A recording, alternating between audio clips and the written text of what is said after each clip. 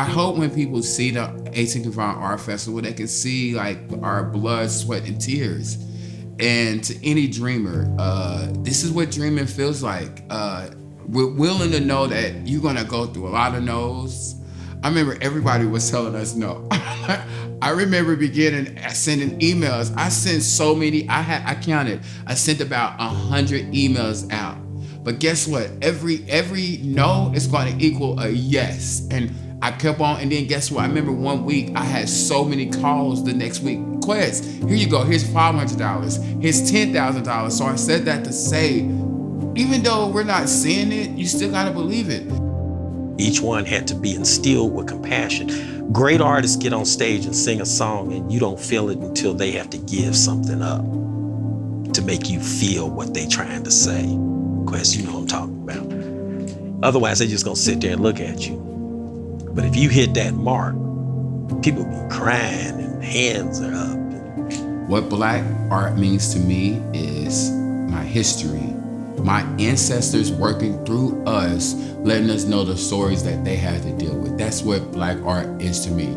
Black art is being able to express something you feel on canvas. It might not be on canvas, it might be on stage, it might be on a truck ride, it might be something that you put passion into. That's what art is.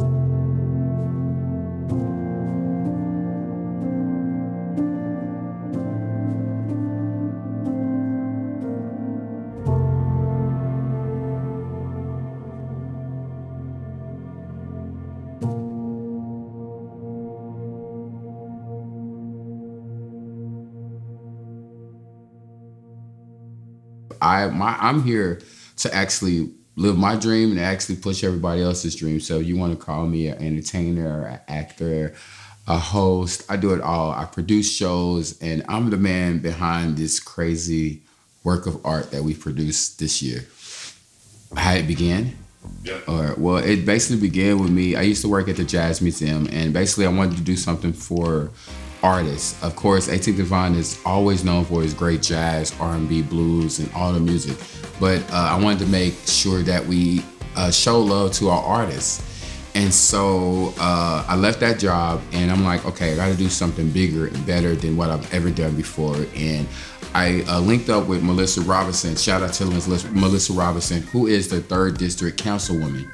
And so she's like, yo, Quez, you know what? You should do something that's going to be legacy and make an impact on 18th Divine.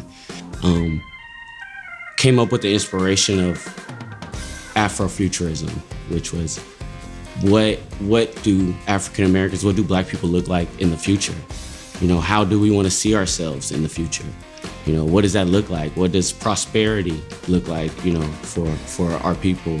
And that's where we came up with the idea of the 18th Divine Arts Festival. The theme will be Afrofuturism. And we wanted to figure out how to capture that and how to, you know, display that. So during that same time we were coming up with the 18th Divine Arts Festival and we were laying the blueprint, artificial intelligence took off, which was a great, you know, inspiration, but also tool for us to actually go and tell the story, you know, that we were trying to tell, which was, you know, what do Black people look like in the future? How do we see ourselves? And artificial intelligence gave us a different paintbrush, you know, and we were able to capture that content and also help tell a story. With that content, we were able to, you know, generate a lot of followers online, create a story and, you know, create a buzz.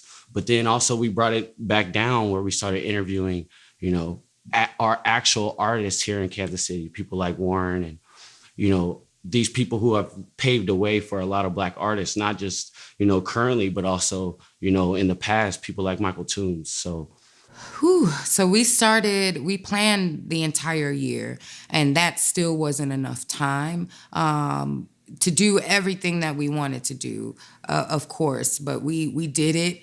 But it took a lot of planning. I used to wake up and go to Quez's house early in the morning and stay until late at night.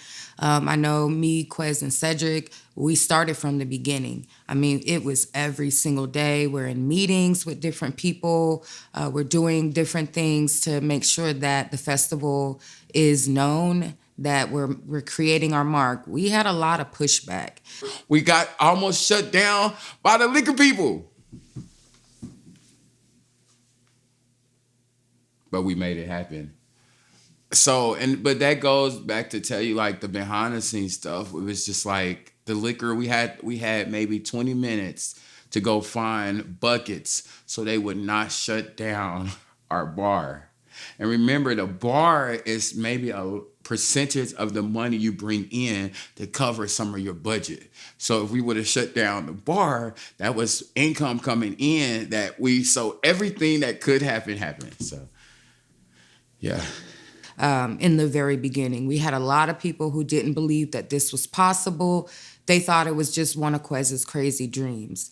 And it was beautiful to see. I remember walking onto the grounds the first day of the festival, and the tents had just been put up. And I wanted to cry because it was so beautiful. And I also wanted to say, see, y'all didn't believe in us, and look what we did. Look who we are. Like, because one thing about me, Quez, and Cedric together, you're not going to stop us. We are unstoppable. Like, if we are dreaming it, it's going to happen. So y'all know that. When most people come to it, those 3 days are like, great, this is put together so amazing. You guys did great. But there was a lot of, ups and downs. There were a lot of challenges, for sure. First is proving ourselves. Here at Kansas City, where the Show Me stayed. We want to see it. You know what I mean? We want to see it before we believe it.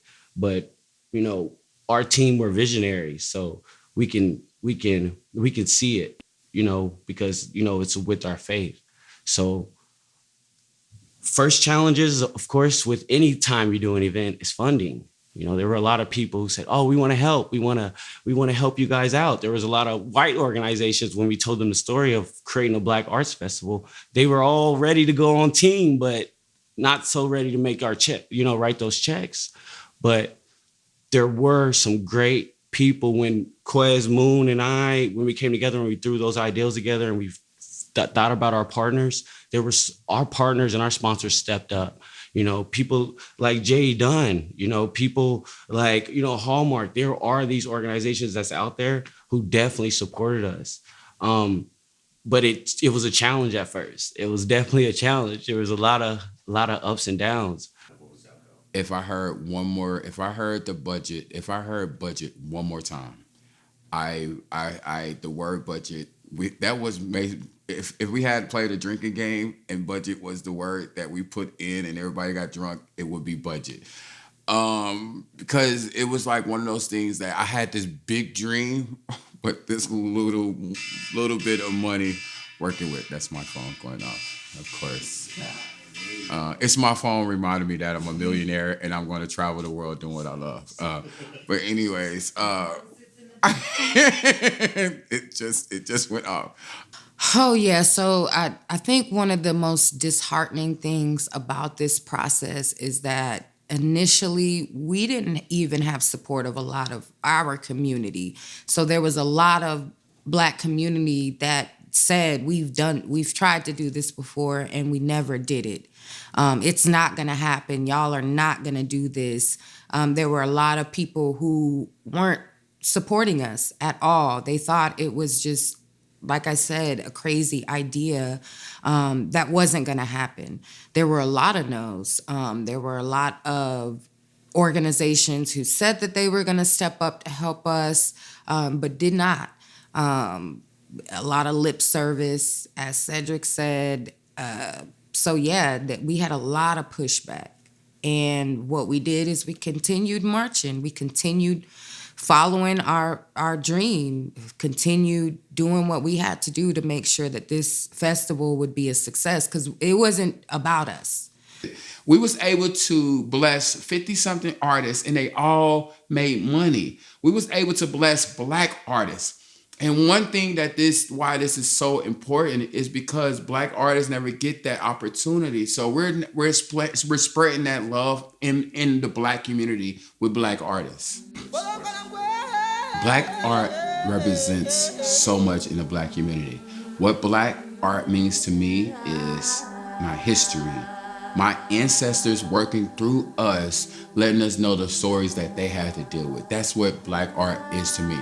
Black art is being able to express something you feel on canvas. It might not be on canvas, it might be on stage, it might be on a truck ride, it might be something that you put passion into. That's what art is. That's what Black art is to me. Black art is going against the eyes of being just a skin color, but being a creation.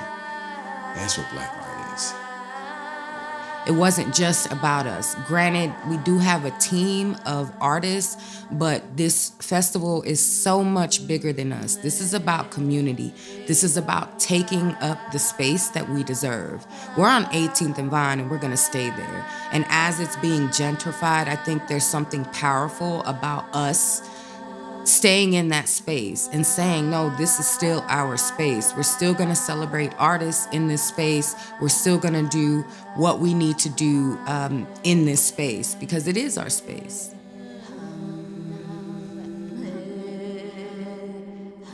Today, we gather to address the pressing issue that plagues our communities, gentrification. While urban development may bring promise of progress, we must confront the undeniable harm it inflicts on our lower class, particularly those with rich tapestry of African American culture. Gentrification is not merely the transformation of buildings. It is the displacement of lives, the erasure of histories, and the fracture of communities. As neighborhoods undergo a facelift, it is often the most vulnerable residents who bear the brunt of this so-called progress. The very fabric that binds family and friends together is torn apart as rising property values forces out long-standing residents, disrupting the community of generations. This insidious process not only displaces individuals, but also extinguishes the vibrant souls of neighborhoods, leaving behind sanitized versions of what once thrived.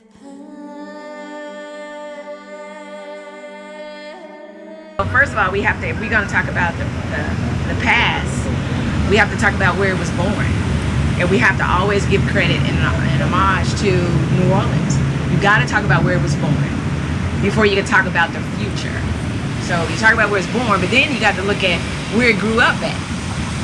So that's the present, where it grew up at. And then you got to look at the future. So of course the future is now everybody's incorporating jazz in movies.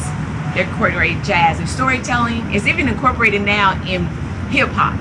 So that's your future that's gonna go even further. Because anytime an artist can take jazz and honor those legends who have laid down that foundation, that's the future. That means it's only gonna get bigger, it's only gonna get stronger. Now, to go back, if we're gonna talk about that future part of the jazz, then let's also look at how they dressed back then.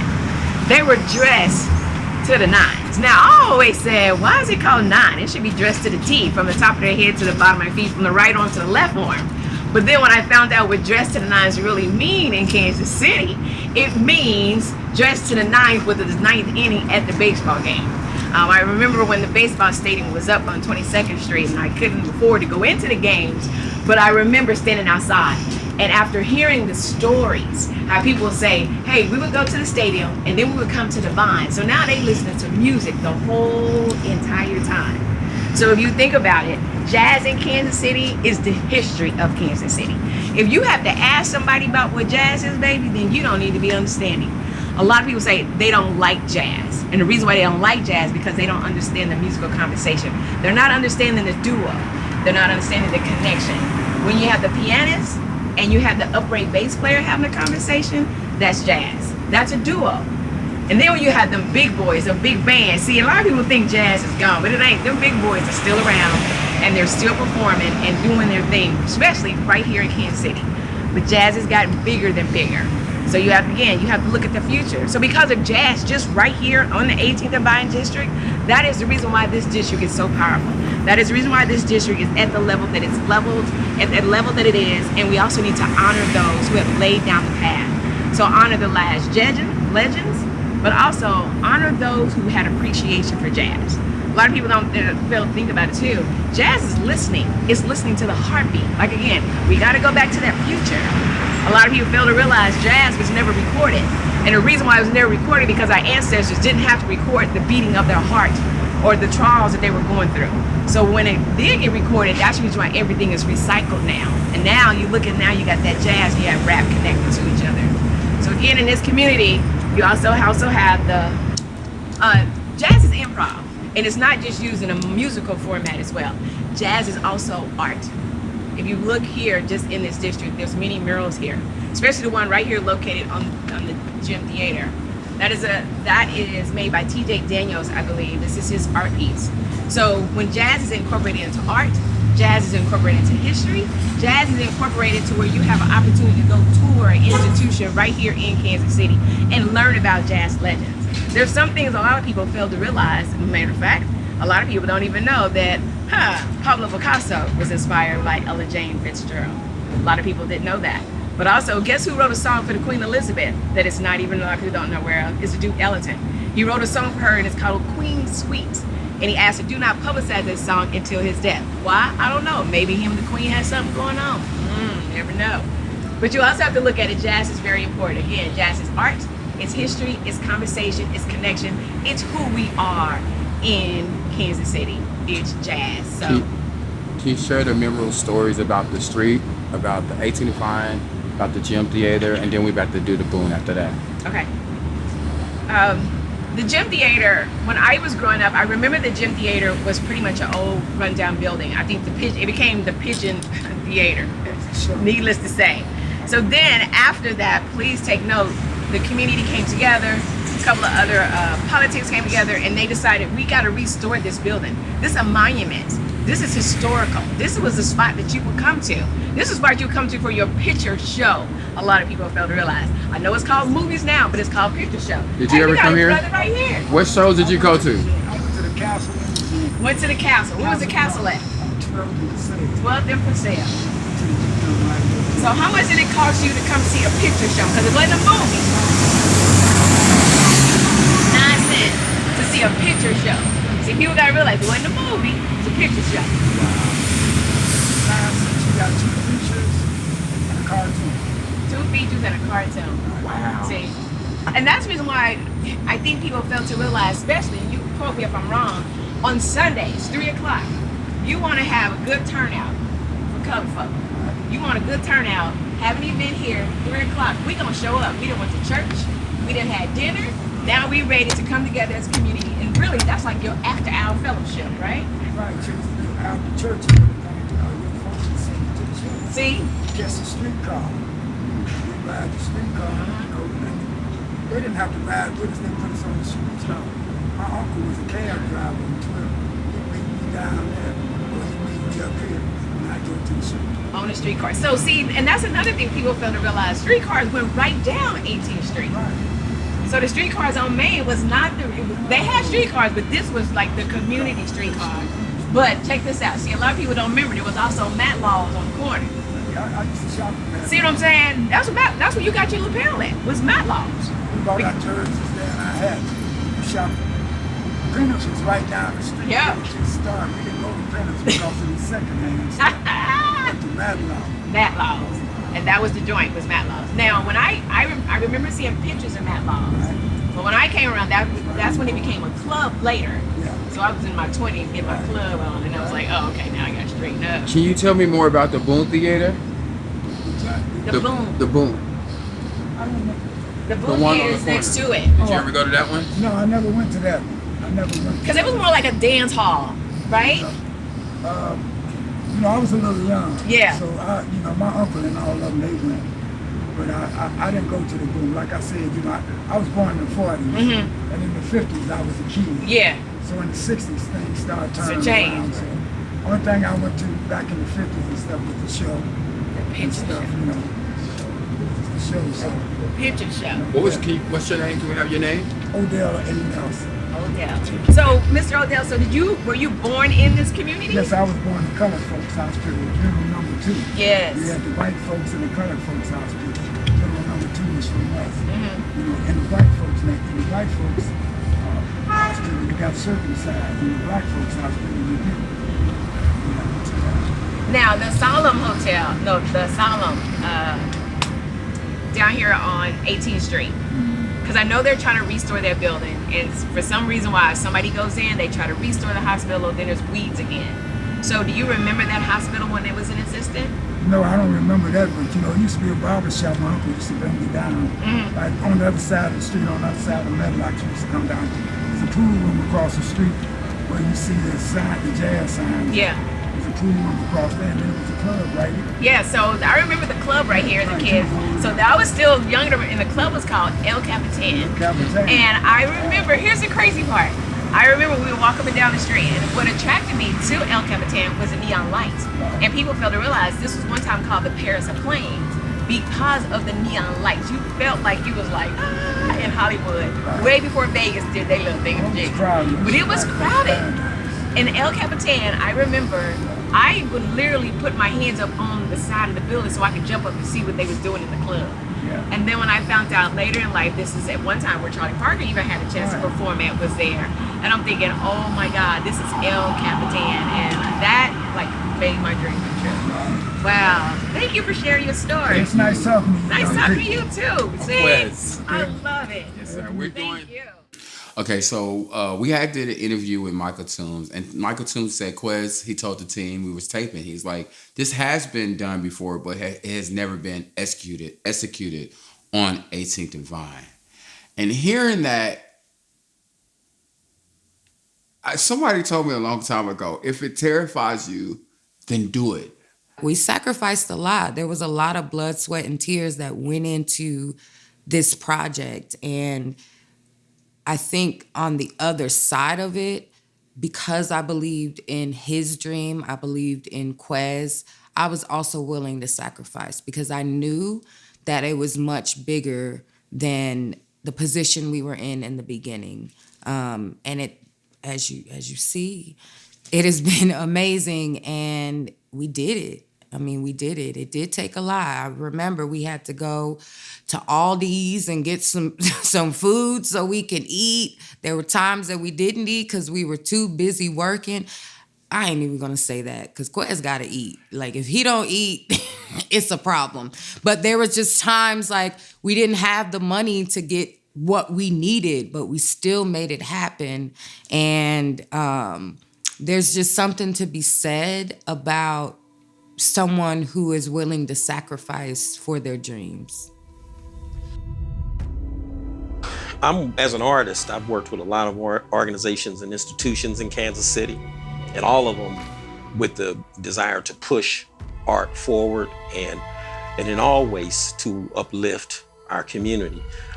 When I paint pictures like this one here that's behind me, Thoughts and Prayers, when I started painting these pictures back in 1991, I would get asked by my own community at times, do I do black art?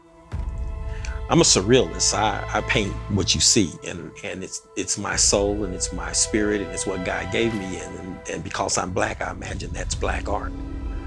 So as an artist out there, community, beloved community, embrace your creatives because they will provide you with insight into what it's going to take to save our communities and societies through some of the most troubled times that we've ever faced. Don't look at it as frivolous and you don't have money to invest in it. Look at it like air that you breathe and food that you eat, because that's how important art is. When downtown was dead and they wanted to bring it to life, they looked to the artist, and the artist started efforts and got people coming, and now downtown is booming and great. 18th and Vine is still waiting for its time, and each of us have a responsibility to do whatever we can to contribute to a process designed to uplift our community and educate our young people and bring culture, or at least help us to re-identify with the culture that is us, so that we can benefit from what it has to offer each and every one of us. So thank you, Quez. Thank you for taking on the effort to make this happen. Thank you to these two brothers that's doing the video, for doing what you can to make this happen. Artists, whether you believe in this or not, sign up and be part of this first initiative. Give these brothers a chance to at least let it be seen and heard,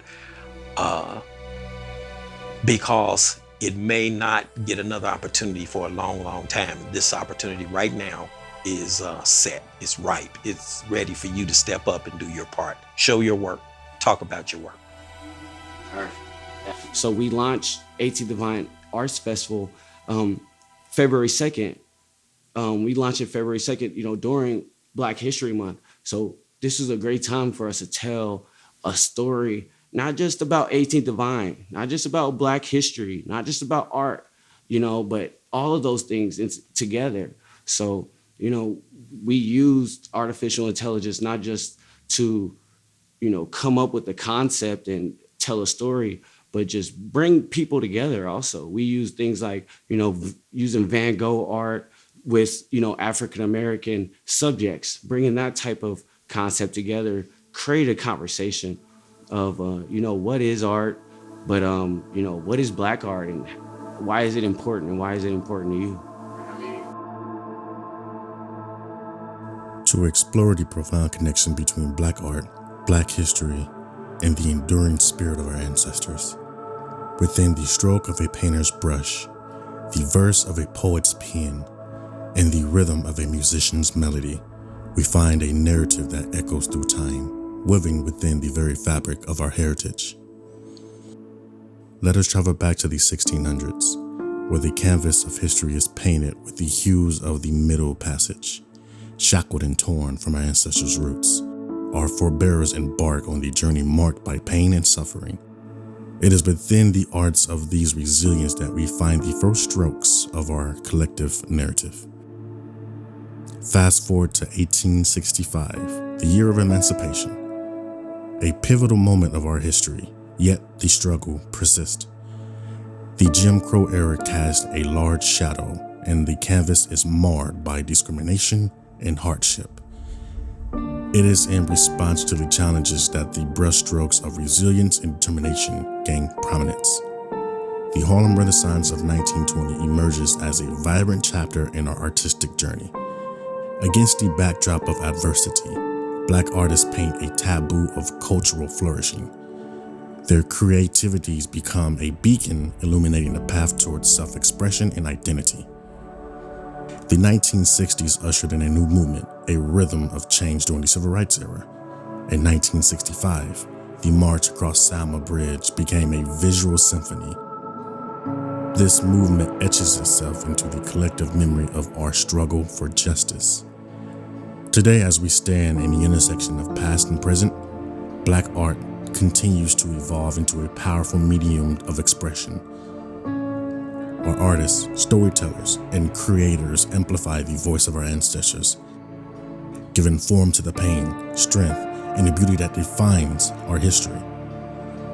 In every stroke, verse, and note, we find a connection to our roots, an homage to the struggle, hurt, and sacrifices of those who came before us.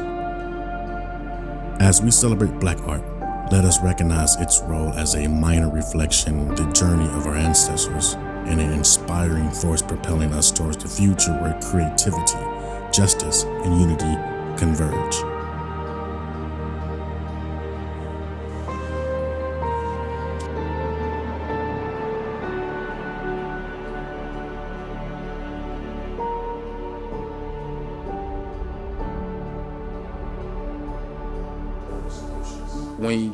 When you go through life and you don't have, I fight so hard because so many people told me I couldn't make it, or you couldn't get nowhere because of your sexuality, or you couldn't get nowhere because you're Black, or even family members, man.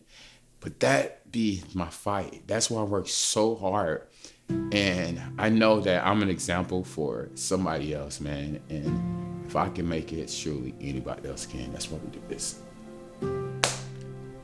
Being a Black man, and experiencing this world from those lenses, experiencing just my own relationship with myself, finding my voice, just experimenting and just enjoying the journey and finding my voice and going deeper and deeper into that expression, I feel like it really helped me find myself as a man and how I want to show up in this world. I'm a designer from birth. I don't think I ever took into consideration my ethnicity.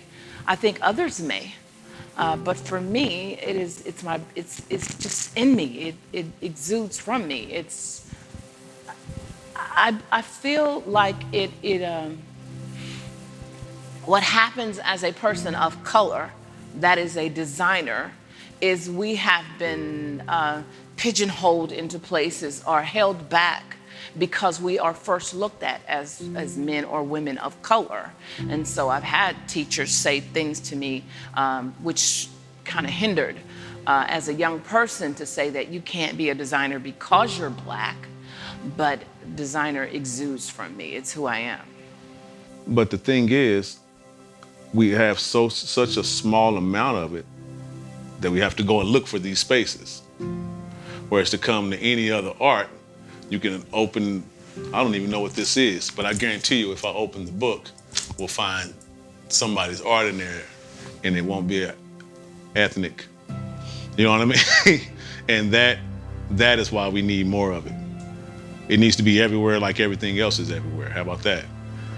You know, it's soul. I guess you hear about soul, but you also think about just our journey in this country or in this world.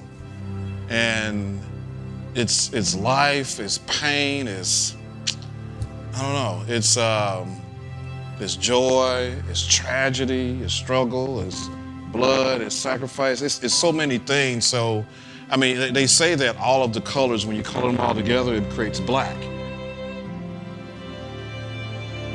We gather to delve into the vibrant history of a cultural epic center, a place that resonates with the rhythm of jazz and echoes through the rich heritage. 18th and Vine in Kansas City. This corner of our city, etched in a tapestry of time, serve as a testament of the enduring spirit of community, creativity, and resilience. As we stroll through the annal of history, we find ourselves in the early 20th century. The 18th and Vine district emerges as a nucleus of African American culture during the era of segregation. In the face of adversity, this neighborhood becomes a flourishing enclave, a testament to the strength and unity of its residents. Jazz, the heartbeat of the 18th and Vine, resonates through the streets, clubs, and speakeasies. The legendary sound of Charlie Parker, Count Basie, and many others transformed this neighborhood into a mecca of jazz enthusiasts. The vibrant nightlife and the improvisational brilliance of musicians forged a legacy that extends far beyond city limits. In the 18th and Vine district, history converges with activism during the Civil Rights Movement. Local leaders and community members rally for justice and equality. Contributing to the border struggles of the civil rights, the echoes of their voices and the beats of their footsteps still linger in the historic streets of this neighborhood. Fast forward to present day, the 18th and Vine stands as a living museum, a cultural railroad that pays homage to the stories past. The African American Jazz Museum and the Negro Leagues Baseball Museum, both nestled in this district, serve as a beacon that illuminates the achievements and contributions of African Americans in sports and music. As we celebrate the history of 18th and Vine, let us acknowledge the resilience of the community that transformed challenges into triumph. The legacy of this district is not confined to its physical boundaries. It reverberates in the notes of jazz, in the stories of triumph over adversity, in the ongoing quest for a more inclusive and harmonious future. May we continue to honor and cherish the history of 18th and Vine, a place where the spirit of community, culture, and creativity has left an indelible mark on the heart of Kansas City.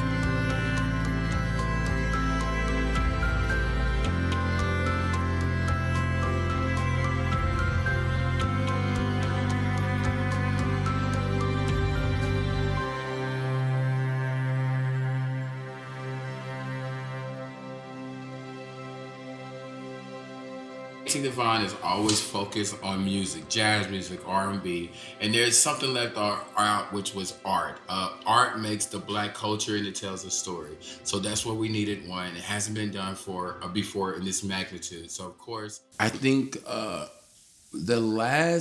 remember it was one point in the festival that my body, like you could see it on me, it was drained, and people don't understand how hard. Like I'm like thinking about it, how hard this was. This wasn't no easy task. Like people don't understand the heart.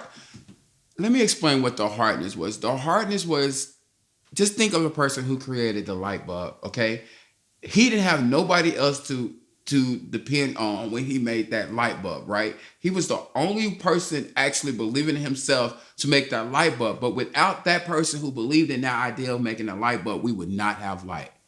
But just think of all the shit that person had to deal with just to make that light bulb. He had to get everything right. The screws, the glass, the perfect. That's what the festival was like. Like it was very detailed. Remind you, I'm working with, so y'all can see how many people we had. We had 50 artists. We had 20 plus models, 8 designers. We had maybe 10 entertainers that Saturday. We had kids performers. Not only that, I had a whole staff of people depending on this blah blah blah blocker. So if I would have stopped, just think of everybody else I would have affected. The hard part is just believing when you can't see it. And I tell you, that's the hard part. The hard part is trying to convince everybody else to follow you with a dream they can't see. That's the hard part. The hard part is all these people that said that it could not be done. In alignment with our mission to create space for Black artists to be funded, to create an equitable art system here in Kansas City, we were able to support Black artists in receiving over $65,000.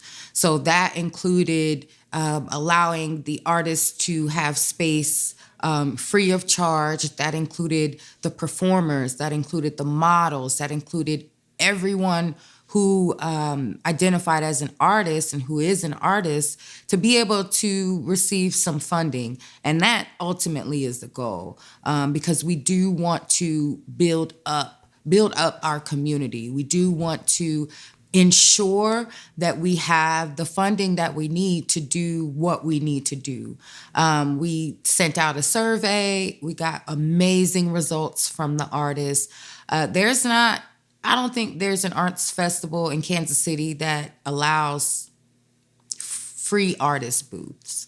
And so with being an artist myself, by nature, at heart, I grew up as an artist. I was always in the theater. I'm a theater baby. I'm a thespian. I'm a thespian lesbian.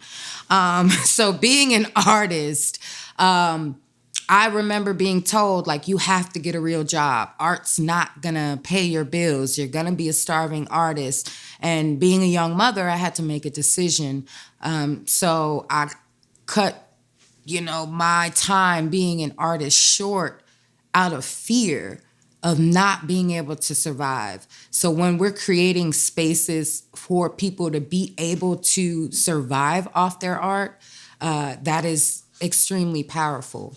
Either artists or marketing.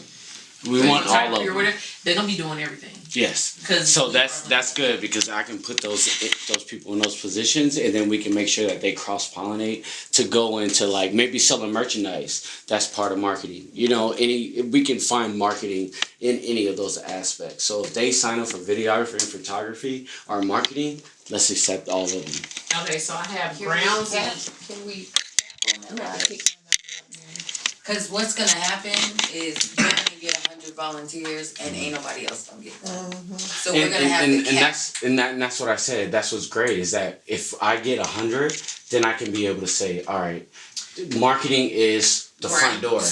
there's the grounds, or maybe it's handing out flyers. But see, I think the downside is you're leading people. We're leading people on to believe that they're going to jump in with this, and then they're going to cap it. And so do we need to change the options on the website to where I it's would just like cap it. If they want to support us for free and don't want to get paid, I think we should accept it. Well, but you have, there's PBS is coming out. They're bringing a whole team out that is coming to help videographer, all that other stuff. So, and capture footage and all that. So we need to cap it at like 10. Yeah. Because you also have to be able to manage them. You're right. Yeah, the website for the 18th Divine Arts Festival, a lot of people liked it. We were getting constant compliments on it. And I think the reason because it was different. It was different. We used artificial intelligence, but we also made sure we also wanted to tell a story, not just telling a story about 18th Divine, about Black art, about AI, but just who we were. We made AI images of us in our Afrofuturism, theme, which got people connected to, the organization, the people behind the 18th Divine Arts Festival. So the website, it took a lot of work, but it was very rewarding. And it was the best website I've ever made, honestly. And I'm glad I did it, but the next year it's going to be even better. So and putting it out there, people say they're going to show up, but we don't know for sure who's coming. Because they say that and then they don't show up to. That's why I'm thinking if they show up to the orientation, that's it. Because we're cutting it off today. No more applications for artists. We're good on that. So let's cut And that. some of them are vendors. today, Yes. Yes, this is it. even though we announced the 15th, it's got to go. No. we did it on Fox 4. We got to say something like, due to our overwhelming response, Yes. we have something. You want me to write something for you? We can write something up. And you were going to put something together, an urgent call. You have until this date. It's urgent. Well, that's the text. I'm gonna send everybody. I'm gonna send everybody the text. All right, that Well, way. that's the orientation's on the 13th. They need to show up. Day one of the festival was it was the fashion show. And this is what I thought was going to happen. Like, I knew people was going to come out and come to the fashion show. But usually when you do festivals, Friday is like the ease on day. But no, we did not ease on to we had tons of people coming out on Friday. And it actually helped us because we knew what to expect on Saturday. So Friday was the fashion show. We had 8 different designers. Shout out to the Next Page agency. Shout out to Elena and Karis over there. Shout out to all the amazing, I don't want to name and forget one of the designers, but the designers took the assignment of having the Afrofuturism and put it together and created a whole entire fashion show. You've seen so many forms, so many aesthetics, so many patterns, so many beautiful Black women, Black men, just Black art in general. So you seen young kids, older kids. It was beautiful to see the Black queens just like dressed, and the designers took what they took. They knew their assignment, honey. They knew their assignments. And then you had Saturday, which was all music every day. All day is music. From 10 a.m. to 10 p.m. we have music. We opened up with Brunch with Quez and Friends. Shout out to all of them. Shout out to Skittles, who literally went to talk to everybody. I owe her a lunch, so shout out to Skittles. Shout out to everybody. So Saturday was all music. So you heard all genres of music, from pop, you heard gospel, you heard blues, you heard R&B, you heard R&B, you heard jazz. So that's what Saturday was about. And then Sunday was really cool because we had the kids. And so Sunday I love because I seen like a dude who was hosting. Remind you, I host events here in Kansas City. So I seen like a little me hosted. So it was kind of cool that the kids was able to, we got to see the kids do what we do. And that let me know that I think out of all the days, to see the youth on stage and honestly see the youth painting and doing their own art, lets us know that we are giving back to the future, and that's what it was about. The whole 18th Divine Art Festival was about the past, the present, and the future. That's what Afrofuturism is. Respect, strength from my ancestors, grit, hustle, but mainly Black. Well, I don't think that you can be a designer without also being an artist. I think that one of the things that is super rich about our culture is that we have so many influences. So we have the Afro-Caribbean influences, we have the Black American influences, and so I think it's seamless. I think it goes hand in hand. Oh man, fashion is art. Art is fashion. It's all creativity and it's expression. You know, fashion really aligns with the uniqueness of being a creative and what that looks like on the outside. I'm a professional dancer, and so, you know, bringing the music to life on stage is what I did and what I do. And now being a creative in the lines of every avenue, whether it's fashion, whether it's acting, whether it's dance or modeling, it's a way for everything to collide and create something so beautiful. And fashion is literally the outward appearance of bringing art and creativity to life. When you talk about history of Black art and Black artists, you use what is presented to you, use what is there, you use what is present, unless you can afford whatever you need to create. So, and that's where I got started, using whatever I needed to create. What is art? What is art? Art is peace. Art is love. Art is therapy. Art is life. Art is survival. Art is music. Art is joy. Art is video. Art is waking up every morning and realizing there's still blood running warm in my veins. That's art. I think Black people connect with art in so many ways. I could tell you my biggest connection with art is I remember when I was young, growing up in the 70s, when people used to really sing, no shade, in those album covers that they used to have like these photographs or these intricate pieces of art. And I think it is a part of the Black experience. Art has always been an expression of us, whether it's been through our clothes, whether it's been through the way we dance, but in my way, it's visual. So art has always been a part of us. If you think about them cartoons we used to have with the Jackson 5, I mean, that was art.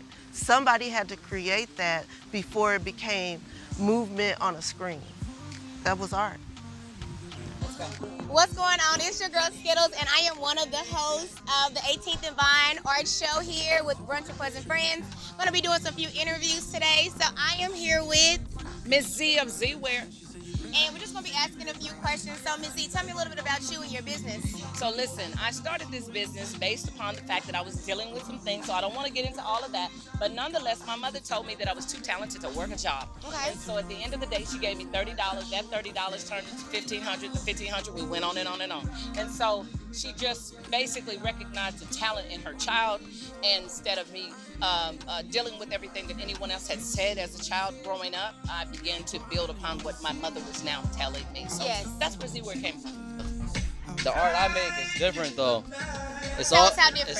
it's all freestyle from my mind. I don't plan how it's gonna look, so I only know how it's gonna look when it's finished. Yeah. But it's just me in a state of flow, trusting myself to make something nice. I love that. Yeah. I love it. How does it feel to be out here at the art show today? Feels nice. Yeah. Weather's good, music's Yeah. good. It's a vibe? Yeah. Well, thank you so much for taking the time to chat with me. Appreciate So, yeah? You got I'm this, sorry, baby. I'm shy. She's not, she's in her element. She's in her element. Hold on to that. I'm Skittles. Your name?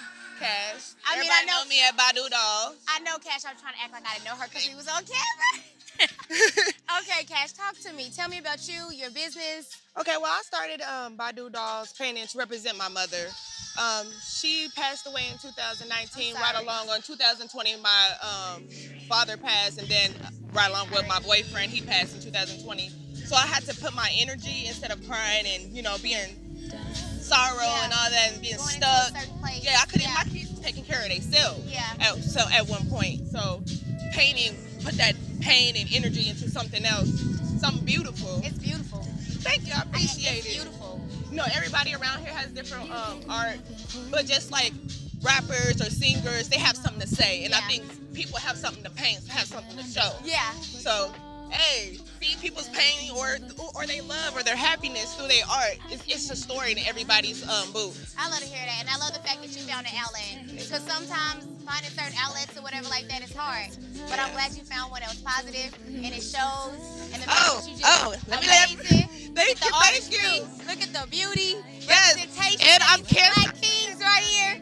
Cancer free. It's the way to be. You see my curls. You see my I see curls. the pattern. I see the texture. It's coming back. I'm thankful. All these people who said, "Oh, Quest can't do this," or they're too young to do this, or we're on 18th and Vine and this has never been done before, it's not going to happen. But look, word to your mama, we did it. So accept the hard part with anything new. It's going to be hard.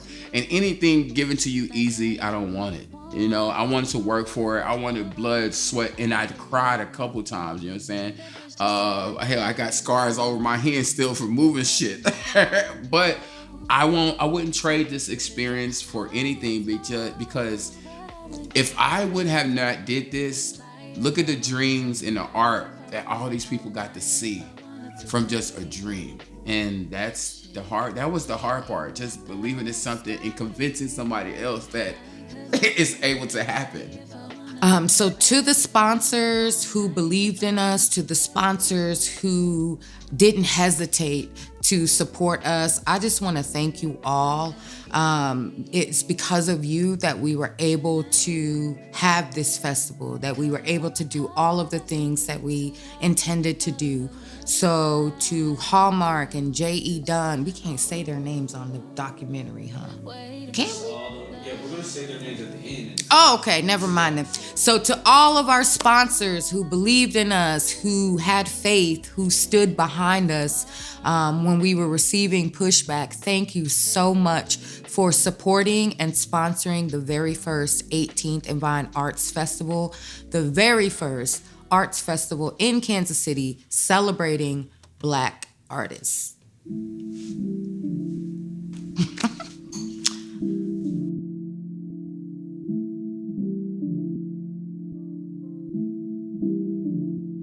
Kansas City, Kansas City. All I know is work hard, play hard, make a change for LA in the graveyard. I know how to hustle hard. Boy, I earned this one.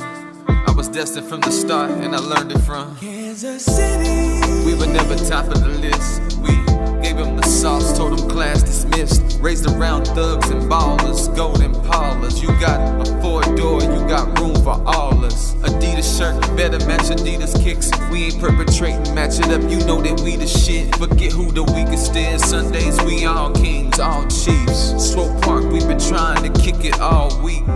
Cause I don't see enemies no more. All I see is my kinfolk. We getting money from legends to Lee Summit. Up there in the bleachers buzzing, the world know it's something about Kansas City. The most overlooked, term most celebrated, most talented but still most underrated. They don't understand what it's like to come from hatred, racism and nothing given to become the favorite. So ride from Gregory till you get to Truman. Out to Parallel, keep the city booming. We making money, shit, we might start a union.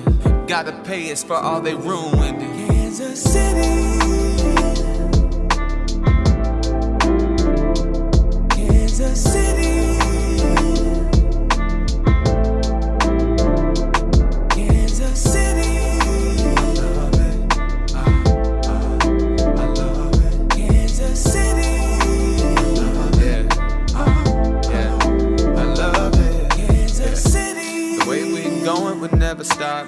All around the world, you know I represent the dime. Kansas City, we ballin', ballin' became the call. And still with my day ones in the city, we overhaulin'. It's still Kansas City to the death of me.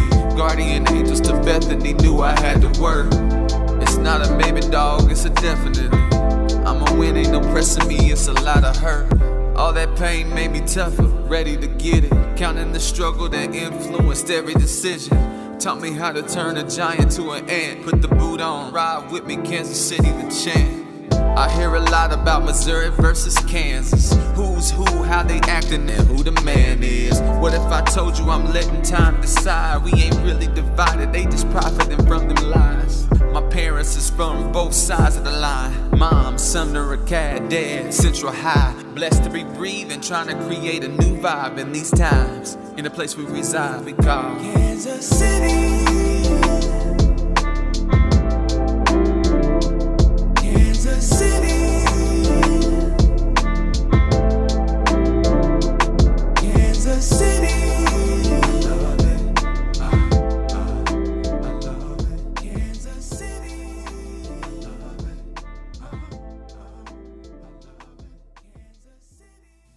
It's hard to break me. It's hard to break me. But when you break me, I'll be like, Moon was, I forgot what we was doing. It was like we was just stuck. We was stuck at the back behind the stage, and it was one of the days it was busy, and like during the festival everything was moving. I was a zombie by the third day because everything wasn't sinking in because you're moving so much. And Moon grabbed me and she was like, your grandpa would be proud of you. And I'm not gonna do this on camera. Man, yeah.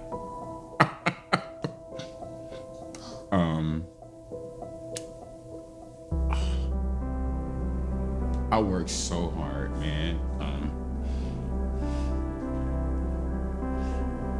I'm done. Yeah, my grandpa would be proud of me. Yeah.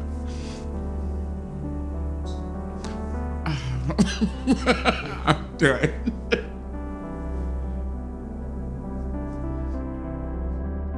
Oh yeah, so I know like Quest sacrificed a lot. We sacrificed a lot. I don't even know how much detail we can go, but like we were doing this with no money. We had no money in the beginning to even execute anything.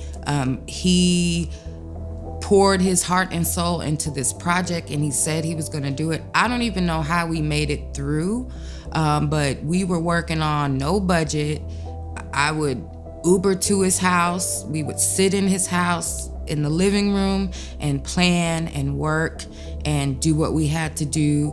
We would call Al. Al had to take us around to our meetings because his car broke. I didn't have a car. And so like we sacrificed a lot. There was a lot of blood, sweat, and tears that went into this project. And I think on the other side of it, because I believed in his dream, I believed in Quez, I was also willing to sacrifice because I knew that it was much bigger than the position we were in the beginning. And it, as you see, it has been amazing, and we did it.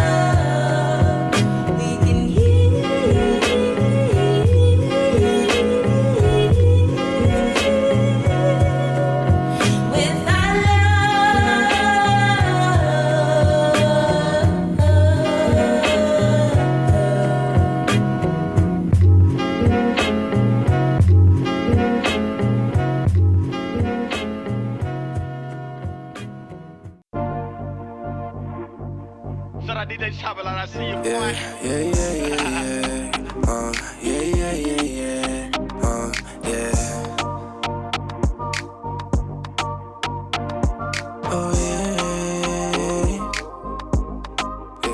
Yeah.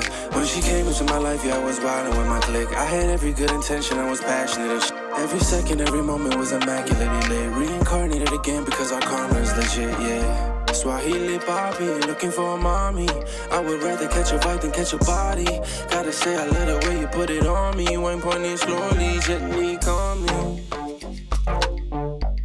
And you can be my queen and live out your dreams. Oh yeah. Shorty, you the baddest that I have fun seen. You could be my lady, you could be my queen, living out our dreams. Oh yeah. I really think we should go out more. Missing you a lot more. I admit it, yeah, I need you. Yeah, I really, really need you. You can still do your thing, and I'ma do my thing. We could do some things. Gotta be rising. When she came into my life was full of insecurity and affinity for wasting every opportunity. I was praying for an angel to appear in front of me. When I seen you, baby, it was like a miracle to me. Yeah, the baddest that I ever seen. You could be my lady, you could be my queen, living our dreams. Yeah. I took an Uber straight to your house, standing in your driveway while it's pouring. She said, get in before you catch a virus. Then she said, you better not tell nobody. I saw your video on YouTube, but told my biddies run it up and get you real views. Oh, shorty, I brought weed and you got bruised. We got enough to turn up for two. To turn up for two. Say, what do you want? I say, I want you. What is the funny story? A funny story. All three of us was in together. Oh, there was one. I got one. So there was this one time, we have our meetings every Tuesday, right? We always come together. We try to bring as many people together as possible. Sometimes people got stuff going on and stuff like that. But there was this one time where we had our meeting, and then Moon gets in her car and leaves her keys, the key fob, on top of her car. Yes. Drives away and the keys fall like off a bridge in downtown Kansas City. And now just sitting there like, we're all just like, all right, what can we do? What can we do? The car just sitting there. We're trying to find tow trucks. A whole scavenger Everybody hunt trying to, a scavenger hunt. Oh my God. So like me and Shell and Aunt Karen and Monica, we literally looked for the keys till 3 a.m. Yes, that morning. And then I still had to go to work. So I came into work and everybody was like, girl, you look a mess. Because I was out in them streets looking rough. We were all like, is Moon okay? Is you good? We all checking on her, like, what can we do? Can we help? No, you remember the time we was at All Arts KC and we was doing this something and then my stomach was hurting, so I left everybody. Y'all thought I was being grand and being quest, but no, I had the shit. I knew you had the shit. Remember, you like, always got a shit. And you remember we was at Arts KC and we had so many good memories. Moon ate a shroom and now yeah, whoever knows he Moon ate knows a Moon. shroom. No, she This did not. boy He's lying. ate a shroom at one of our meetings, and I won't say which meeting. I won't go into too many details, but literally it like was ate edible. a piece of It was chocolate. shroom chocolate, thinking it was a piece of edible like THC chocolate. Right before a meeting, and at that meeting he didn't even pay attention to what was going on in the meeting. He was stuck looking at the artwork, and all he kept saying was, this artwork is so beautiful. And I'm like, Quez, what the hell is wrong with you? So I had to grab his knee like this. I said, baby, we're gonna talk about this when we get home. and I'm sliding in the chair. While the lady's talking to us, I'm like this. Feet up. Like, no, what are you doing? A mess. So yeah, we had a lot of funny stories. Yeah, our first news interview that we did. Oh, he didn't know the God. theme. I'm like, come on, we practiced this class. We practiced this so many times. It's called Afrofuturism. And Say it with me. Afrofuturism. I would say Afrofuturistic. No, you said futuristic or something. It wasn't what he was supposed to say. And I don't know why I be coming up with these themes and words. I can't say it, and I have to do it in front of the camera like 20 million times, like 70s. Nostalgia. So that you brings know how to us, say nostalgia. But that brings us into next year. Next year, the theme is 70s nostalgia. Yeah, so this year we're taking it back, and we're So going to do a tribute to some of the stars from the 70s era, and we want to do it real big. We got a lot of big plans. Yes. We want to break records. Yes, we're trying to break a record. So we're going to have more information on the website right here at the bottom of your screen. Yeah, more coming soon. This will be the behind the scenes. This will be the behind the scenes. Yes. Make sure you check us out, 18thDivineArtFestival.com. Follow us on all social media networks, 18thDivineArtFestival.com. Start signing up artists, start signing up sponsors. We will have a tab for you there. Thank you for supporting the 18th Divine Art Festival. Yes. Peace. It's the perfect time to name some of your sponsors. I know there's a lot of them. I can bring it up. Well, I want to give a shout out to like the city of Kansas City. Like they showed up and showed out. And I don't know if because it was just us, we like their golden kids, but like whenever we needed something from them, Barbara Washington, Melissa Robinson, Melissa Hazley, Mike Johnson, like the 3rd District really shows support. And a lot of people say, oh, your district people don't do this. We don't have that testimony because every time I picked up the phone to bother them, they were there. So shout out to the 3rd District and everybody who made it possible. In the city of Kansas City as a whole, they really supported us. Like they were one of our, funders. They really NTDF. The NTDF fund. We're really thankful to them because they took a chance on us. And they told us directly. They was like, all right, come on, make us proud. Like let's keep doing this. Right. And we are so thankful to be partnering with the city of Kansas City, and we show support here. Right, down to the news stations. I mean, down to the radio broadcasters, down to like everybody who had a little bit to do with it, down to like Smacks and all the restaurants, the and local Soiree. restaurants. Right. They literally made us lunch. So, I mean, I don't even know if people was eating it because we had to take care of our people. I mean, it's just the little things that we're grateful for. And again, the sponsors. Yeah, thank you, especially to Soiree and Smacks. They are part of the 18th Divine community, and they didn't hesitate to show out. Anita, you did your thing in supporting us.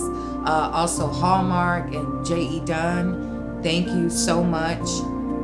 University Health, Black Nichols, Heartland Black Chamber of Commerce, they really, stepped up. In the small businesses, I mean, we went through this thing that we needed money. So I'm hitting up all the small businesses. Like, I need $500 and Do Good Santa Foundation. Yes, me and Quez had a night where we wrote over 150 sponsors on a whiteboard, and I said, go get them. Yes. And Quez went and called every single one of them.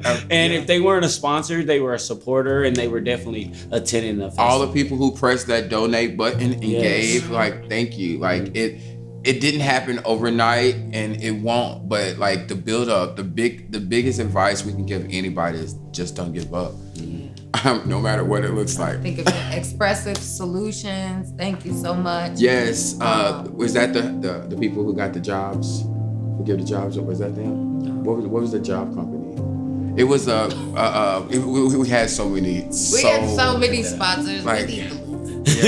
So it's we don't want to leave nobody out, but again, don't. like there's a list of people, you know who you are, and thank you. And we hope that when you see this documentary, that you give us more money for next year, okay? That you tell your mama, tell your cousins. I'm gonna tell you what the truth, okay? Give us money, and it's not about the money. It's actually planting a seed into Black art. Honestly, like we ask you for money. If y'all did it for all these other people, do it for us, all right? Yes, stand up, support us. We don't ask for money because we're not trying to get rich off of this, right? That's not the goal. The goal is, again, to create space for Black artists to be able to sell their art. We want to see equity. Equity. We want to see equity in the arts world, in the arts. And that leads me system. into the next thing too, is like when we were talking about the survey that you was talking about earlier, when we did a survey with all of our artists, there were some artists this was their first arts festival. And we had a lot of people who were seasoned artists who have been to a lot of arts festivals. But even more than that, there's artists who were selling pieces of art and they've never sold a piece of art ever in their career.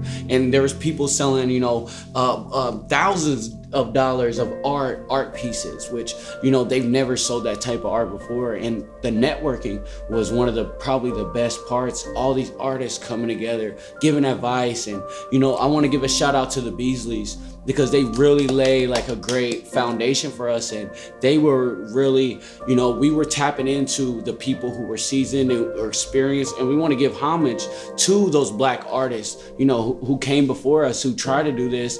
We want to connect with them and bring all of them together. The Beasleys, they were able to teach the younger artists how to go out and become more than just an artist, but also an entrepreneur.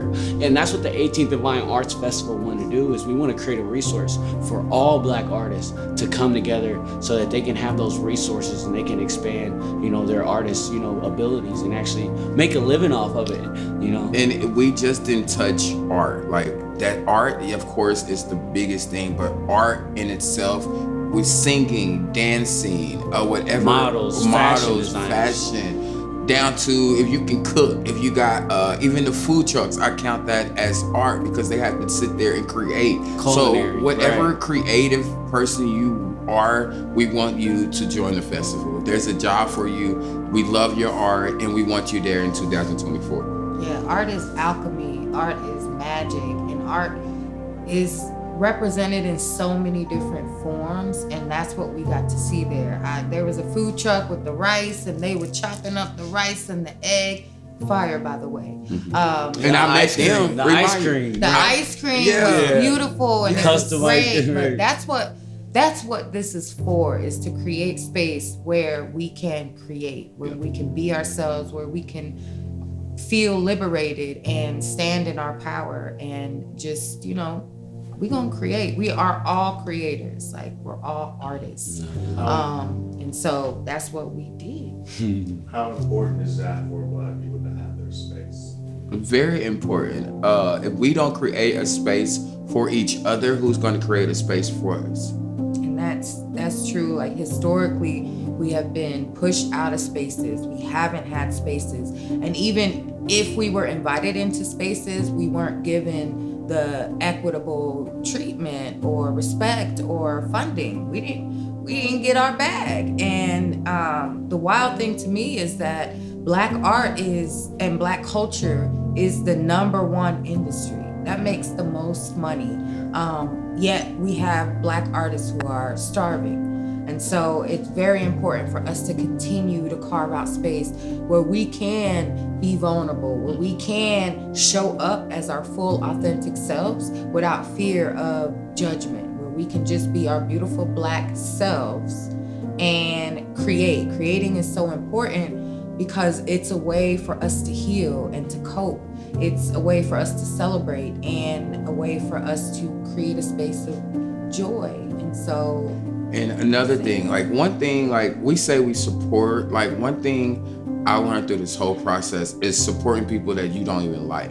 So many times we as artists and we as Black people, I'm gonna just be real, I don't like nobody sometimes. But I had to drop my ego a lot. Why are you looking at me?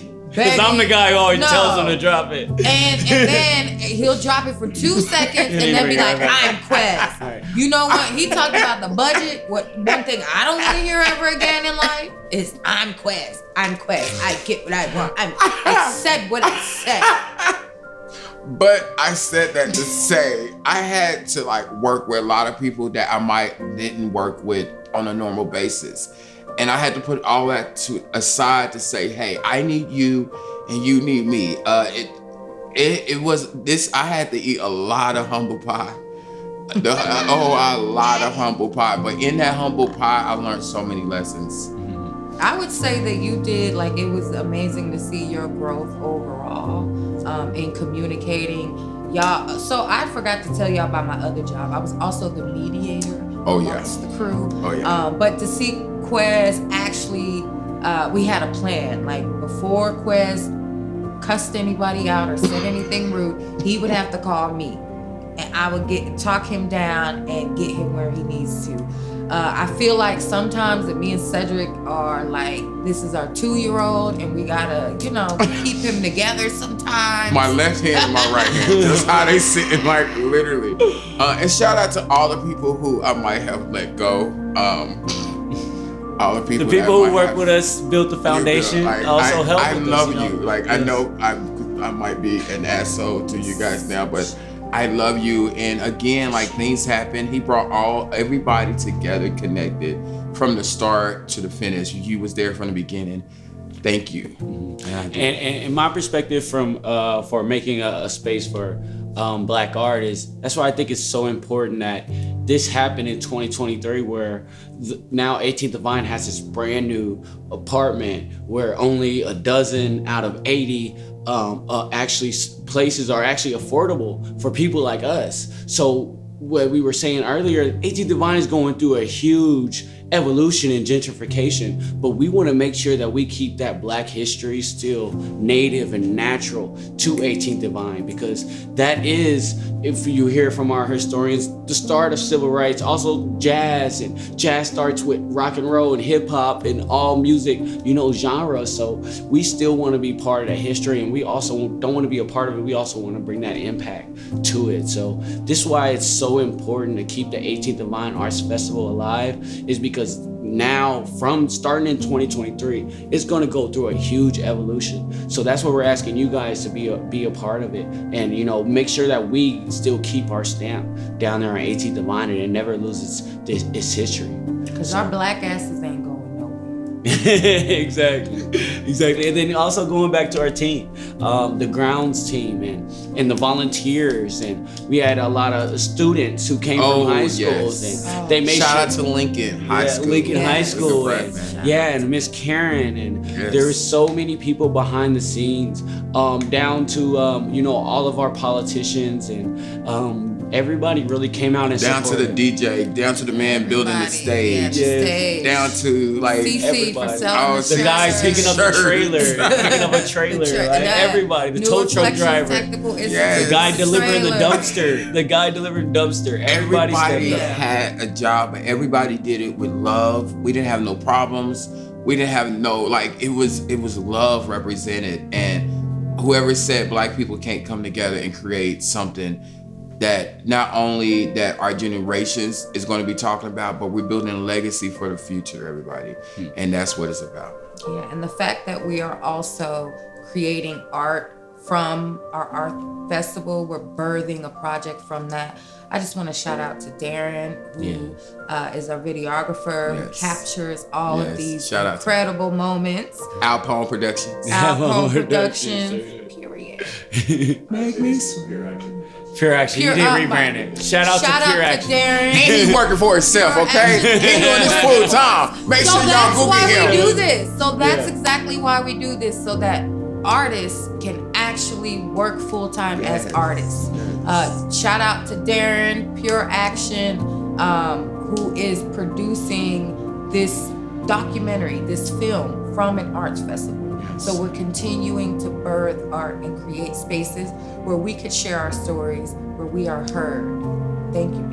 I done cried. I done shed some Pure Action, baby. Where your coochie board? Where your charcuterie board? Where is your I'm the charcuterie board maker. I have so many and jobs. shout out to 2000 Vine. We can't leave them out. We can't 2000 Vine, Warren Harvey, and Shamari, Kino. Thank y'all for letting us use y'all space. To all the people over there, thank you. To all the 18th Divine. Truth Market Collective. Truth Market. They became our fiscal. I got it right. He knows how to say a word. I know how to say it. They became our fiscal sponsor when somebody else dropped us. We talk about that. We're not talking about that. We're not going to talk about that. We're just going to say that we are. You know what? Thank you to people. Thank you. Thank you. You know what? Thank you for making us greater. We are in alignment where we're supposed to be. So this year we will have our own foundation. Yes, that's Please the look future. out for the 18th Vine Arts Festival Foundation. 501c3. I'm yes, speaking. but we'll have year-long programming available for artists to support them in their entrepreneurship or just be a safe space where artists can create. So check us out, look out for us. That's how much we believe in ourselves, and I hope you all continue to believe in us too. That's perfect. All right, close it. Good. Oh, well, period. I'm going to be closing this shit.